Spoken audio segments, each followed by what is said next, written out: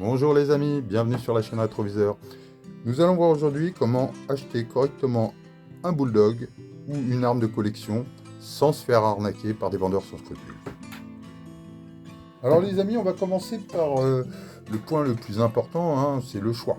Donc pour le choix, vous allez bien vous concentrer sur le type de collection que vous voulez faire.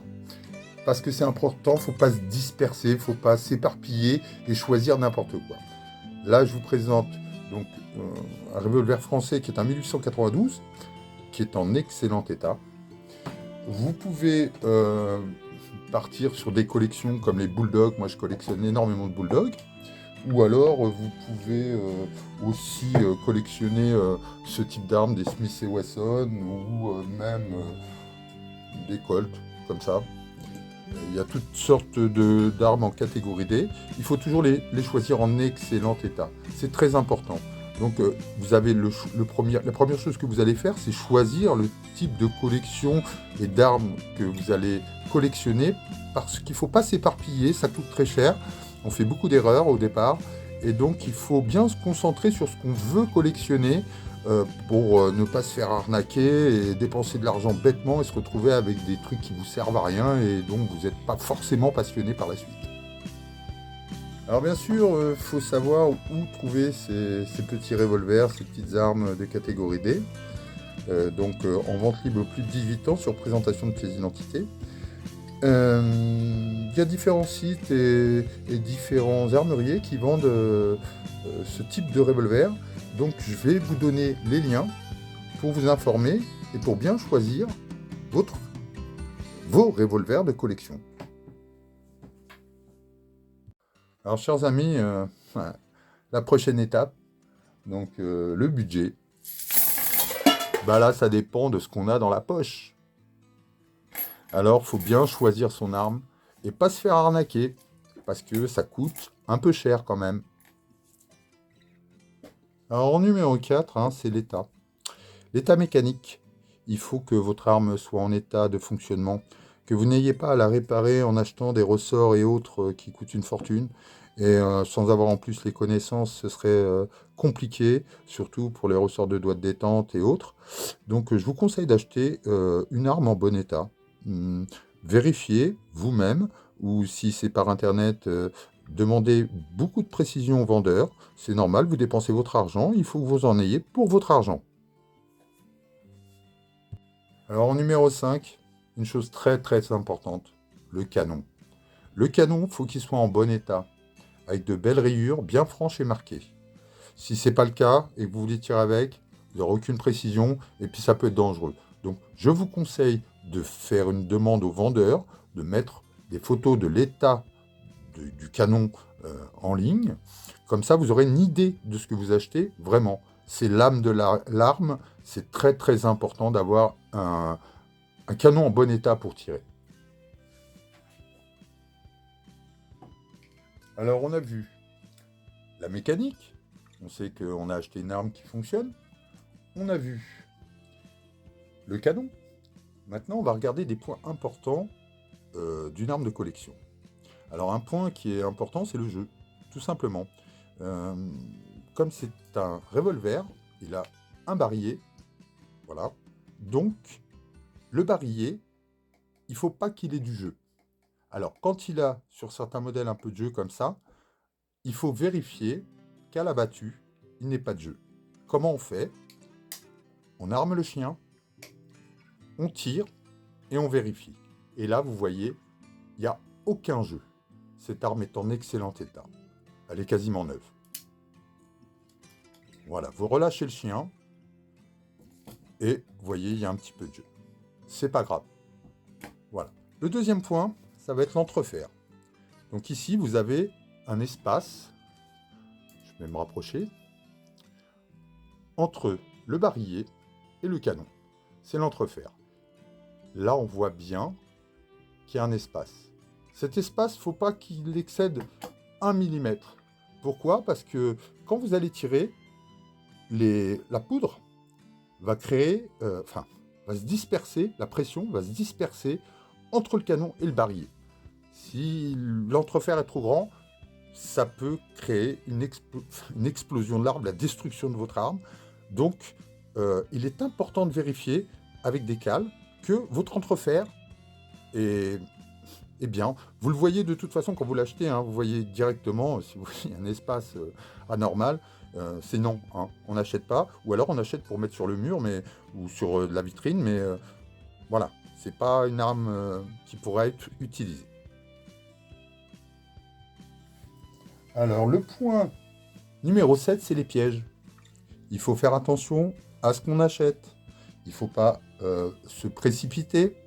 Il y a des vendeurs peu scrupuleux qui vont vous vendre des armes rebronzées en vous disant qu'elle est toute neuve, etc. Il faut donc bien déterminer si cette arme est authentique, comme celle-ci, comme ce que je vous ai présenté tout à l'heure, comme le Colt, qui ont leur patine d'origine. C'est le bronzage d'origine du fabricant. C'est très important de voir l'usinage, comme je ne sais pas si vous le voyez, mais il y a un usinage. Cet usinage, il est très important. Si c'est patiné selon la patine, vous allez payer plus ou moins cher et ça dépend de la valeur de l'arme.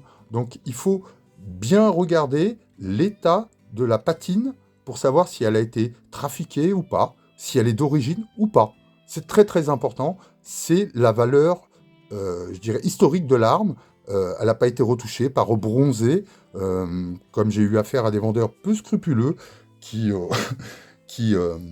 bronzent et très mal en plus des armes de collection et les revendent en disant que c'est une arme extrêmement, enfin qui vous font rêver, qui vous font voyager, alors que en fait c'est des épaves. Hein. Donc il faut bien déterminer si la patine est d'origine, si vous voyez l'usinage et le bronzage est propre etc. Ou même un bronzage un peu passé comme celui-là, vous voyez que c'est le bronzage d'origine parce que l'usinage est encore présent sur le métal. Vous voyez tout de suite que c'est d'origine. Vous voyez ? Donc, pas une arme trafiquée. C'est très important, ça détermine la valeur de votre arme. Alors, il y a un point aussi important, c'est l'entretien. L'entretien de l'arme, c'est important car vous allez... elle va si vous l'entretenez pas et que vous la mettez dans un endroit un peu humide, elle va vite rouiller. Les armes anciennes n'étaient pas conçues pour être protégées comme avec les techniques et la technologie qu'on a aujourd'hui. Donc c'est très important d'avoir un bon stockage, de bien l'entretenir, un bon huilage. D'après certains, pas de graissage, moi je graisse un peu certains points de mon revolver, c'est une question de choix. Donc, mais je vous conseille quand même de la laisser dans un endroit bien sec. Si vous êtes collectionneur, vous la mettez en vitrine, de régulièrement vérifier que votre arme ne s'abîme pas, n'est pas à l'abri, l'humidité ça vient très vite. Donc il faut bien entretenir son arme et bien la stocker. Voilà, ça c'est important. Alors on a vu les moyens, on a vu dans les points que on avait chacun notre budget, ça c'est une chose. Maintenant, il faut savoir qu'il y a un prix du marché. Et il va falloir vous renseigner afin de déterminer à peu près la fourchette du prix du marché. Et par rapport à cette fourchette, vous déterminez par rapport à l'état où elle se situe par rapport au prix du marché. C'est ça qu'il faut faire pour acheter correctement une arme, sans se ruiner, sans faire des achats impulsifs. Vous avez le temps, collectionneur, on a le temps, on a le choix. Il y a beaucoup d'armes en catégorie D en circulation. Donc, vous avez le choix. Il faut vraiment prendre son temps, négocier les prix, n'hésitez pas. Bien souvent, les prix sont excessifs. Vous êtes pas à l'abri de vous faire arnaquer par quelqu'un qui vous raconte des balivernes en vous disant que son arme est extraordinaire, etc. Donc, n'hésitez pas à comparer, à vérifier les prix sur différents sites. voire même aller sur des sites de collectionneurs, demander des renseignements. Je pense que beaucoup vous donneront de bonnes informations. Si vous choisissez les bons sites, vous aurez des gens très motivés, très sympathiques en plus, pour vous aider à choisir votre revolver de collection. Les amis, dernier point. On fait confiance à personne. On ne sait pas à qui on a affaire. Donc, on vérifie toujours les informations parce que des fois, c'est autre chose qui se cache derrière ce qu'on vous vend. Voilà. On va vous dire n'importe quoi, de n'importe quelle manière. On vous attire avec des blablabla. Ça m'est arrivé. Donc, par expérience, je vous le dis, ne faites confiance à personne. Vous ne savez pas ce qui se cache derrière la personne qui va vous vendre ce revolver. Donc, ne faites confiance en personne. Voilà.